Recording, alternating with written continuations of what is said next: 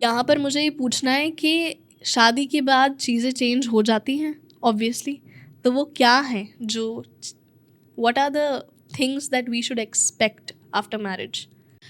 Yes, it's true, शादी के बाद चीज़ें बदल जाती हैं, बिकॉज़ तभी मैरिज जैसी चीज़ को एक लाइफ इवेंट बोला जाता है। ये कोई छोटा सा, ये नहीं कि हम कहीं से बस ट्रिप मार के आ गए, कॉफ़ी पी के आ गए। It's a huge life event जहाँ पे बहुत सारे लोग इन्वॉल्व हो रहे हैं, और इंडिया में तो स्पेसिफिकली शादी दो लोगों के बीच में नहीं, सही बात है कि दो परिवारों के बीच में होती है। तो अब जब इतने सारे लोग एक इक्वेशन में आएंगे, तो ऑब्वियस सी बात है कि कॉन्फ्लिक्ट, केओस, इन सब चीज़ों के भी चांसेस बढ़ जाते हैं, राइट? तो हाँ, मैरिज में चीज़ें चेंज होती हैं, और ऐसे होती हैं कि सबसे पहले तो बिल्कुल बेसिक लेवल पे जो हमें समझने की बात यह है कि जब आप किसी से सिर्फ कुछ समय के लिए मिल रहे हो, ठीक है, अब मान लीजिए मैं और आंचल साथ में हैं, जी। हमने फ़ोन पे बात करी, हम अपना अपना कुछ करने चले गए, ठीक है, हम कुछ दिन मिले, हमने थोड़ा सा टाइम स्पेंड किया, अच्छा था, या चलो थोड़ा बहुत लड़ भी लिए, but we are still going back to our own space, ठीक है। हमें अपने आप को बहुत ज़्यादा ऐसे कुछ बदलने की ज़रूरत नहीं पड़ रही, कुछ पार्ट तो हमने अपने लिए अभी तक बचा के रखा ही है, और वो नेचुरली हुआ है। लेकिन अब जब हम किसी के साथ रहना शुरू करते हैं, चाहे आप लिव इन बोलो, चाहे आप मैरिज बोलो, कोई भी आप उसको टैग लगा दो, पॉइंट ये कि दो लोग अब साथ में एक लाइफ बिल्ड कर रहे हैं, तो ऑब्वियस सी बात है ना कि चेंज तो आएगा ही। आपके रहने सहने के तरीके में, आपके डेली बेसिस पे चीज़ों को कैसे आपको हैंडल करना है। अभी आपके पास सिर्फ अपना एक स्पेस है जिसमें आप चले जाते थे, यहाँ पे अब आपका वो स्पेस भी शेयर्ड हो गया है, राइट? तो एक इनिशियल डिस्कम्फर्ट तो आएगा ही ना, कि कैसे मैं खुद को, अपनी एंटिटी को अब इस जने के साथ में मैं बैलेंस करूं। मेरी कुछ आदतें ऐसी हैं, रही हैं अब तक, जिनका किसी से कोई लेना देना था ही नहीं। मैं कितने बजे उठ रही हूँ, मैं कितने बजे सो रही हूँ, क्या फ़र्क पड़ता है? मैं क्या खा रही मैं हूँ? क्या खा रही हूँ, मैं कितने बजे खा रही हूँ, मैं, मेरा मन कर रहा है मैं 2 बजे उठ के काम करूँगी, मैं लाउड म्यूज़िक लगाऊंगी, तो मैं अपने स्पेस में कर सकती हूँ। बट अब I am sharing a physical space with somebody. मेरी अपनी ज़रूरतें हैं, तो अब इस व्यक्ति की भी अपनी ज़रूरतें हैं, राइट? तो क्या मैं अब भी रात के 2 बजे उठ के अपने कमरे में नाचना गाना शुरू कर सकती हूँ, right? Will it not hamper the other person?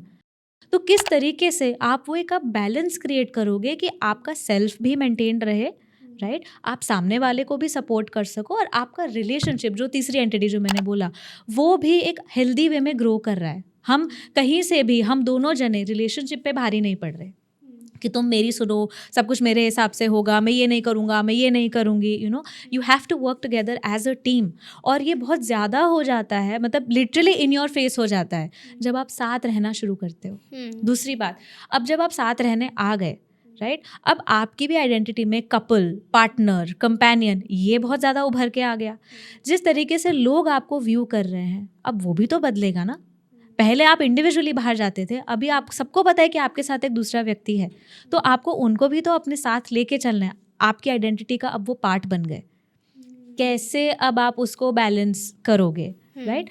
और उसके बाद तीसरी चीज़, जब हम शादी करते हैं, स्पेशली अगर मैं इंडियन कॉन्टेक्स्ट की बात करूँ, तो हमें मालूम है कि फैमिली साथ में आते हैं। We are very very culturally we are deep rooted in our families, and we hold them in high regard. और अब आप उनके साथ रहोगे, नहीं रहोगे, आप फैमिली को कैसे बैलेंस करोगे, क्योंकि अब आपको दो परिवार संभालने हैं, राइट? ऐसा नहीं है कि वेस्टर्न कल्चर्स में ऐसा नहीं होता कि उनको परिवार की कोई जिम्मेदारी नहीं है, बट वहाँ पे इंडिपेंडेंस थोड़ी सी ज़्यादा है, राइट? यहाँ पे हमारे पास वो थोड़ा सा कम होता है रिलेशनशिप्स के पॉइंट ऑफ व्यू से। तो अब आप ये दोनों परिवारों का भार कैसे संभालोगे? पार्टनर्स की भी एक्सपेक्टेशंस हैं, और हमारे पास इन लॉज भी हैं, दोनों तरफ से उनकी भी एक्सपेक्टेशंस हैं, राइट? कैसे हम इन सब चीज़ों को अब बैलेंस करते हुए चल रहे हैं, while keeping in mind that the main entity that needs to be preserved and protected is your relationship. Nothing cannot happen, nothing should happen actually at the cost of your relationship or at the cost of yourself, right? तो ये base हमेशा आपका यही रहेगा, और उसके ऊपर ये सब चीज़ें आ जाती है। तो इतने सारे वेरिएबल्स जब मैरिज या जब आप एक अलायंस में आते हो, वो ऐड हो जाते हैं। ऑब्वियस सी बात है, हैंडल करने में दिक्कत तो आएगी, आपको भी अपने अंदर काफ़ी चेंजेस लाने पड़ेंगे, and this is where people have started to run away from that responsibility. कि इतना सब नहीं हो सकता, तो या तो मैं हूँ या रिलेशनशिप है, अभी हमारे पास बीच का कुछ नहीं है, right? And eventually this balance needs to come where, like I said, it is me, it is the other person, and together we are creating a we. तो वो वी एंटिटी कैसे आप बना के चल सकते हो, अल्टीमेटली सबने आना वहाँ पे है. Marriage does get challenging of course. And अगर आप दोनों का फाउंडेशन जो है वो स्ट्रॉन्ग है, हमने जो बात करी कि relationship essentials, partner essentials, if those start to come in place, तो आप ये सारे जो एक्सटर्नल्स जो ऐड हो जाते हैं ना, आप उनको भी एक बेटर तरीके से आप हैंडल कर पाते हो. आपको पता है कि कौन सी चीज़ों में मुझे यहाँ पे लेट गो करना पड़ेगा, नहीं तो ये मेरे रिलेशनशिप को, मेरे पार्टनर को, मुझे बहुत इम्पैक्ट करेगा, और कौन सी चीज़ें हैं जहाँ पे नहीं मुझे स्टैंड लेना पड़ेगा. बट जैसे आपने बोला कि जब हम शादी करके आते हैं और ये सारी चीज़ें एक्सपीरियंस करते हैं, हमें किसी से सिखाई नहीं है. अब हमारे साथ जैसे जैसे एक्सपीरियंस हो रहा है वैसे वैसे हमको करना है. तो the kind of 1% intention of this podcast is कि वो पहले से ऐसी कॉन्वर्सेशंस के थ्रू लोगों को पता चल जाए कि होता क्या है. राइट फ्रॉम अगर कॉन्फ्लिक्ट्स हो रहे हैं, राइट फ्रॉम फूड चॉइसेस से लेकर, या फिर अगर मैं बहुत ही माइन्यूट तरीके से डीप बातें करूं तो उनके घर में क्या खाना बनता था, हमारे घर में क्या खाना बनता है, वो लोग किसी को सर्दी बहुत लगती है, किसी का फ़ैन टेम्परेचर कैसा रहता है. राइट फ्रॉम किसी की प्रेफरेंस है लेट सोना, उठना, देर तक खाना, बाहर जाना, कपड़े कैसे पहनना था, पसंद, छोटी छोटी जो आपकी डेली चॉइसेस हैं वो हैम्पर होने लगती हैं, आपकी फ्रीडम जाने लगती है. या फिर और कौन सी ऐसी चीज़ें हैं जो couple will encounter after marriage. मैं चाहती हूँ कि उनके बारे में बात की जाए.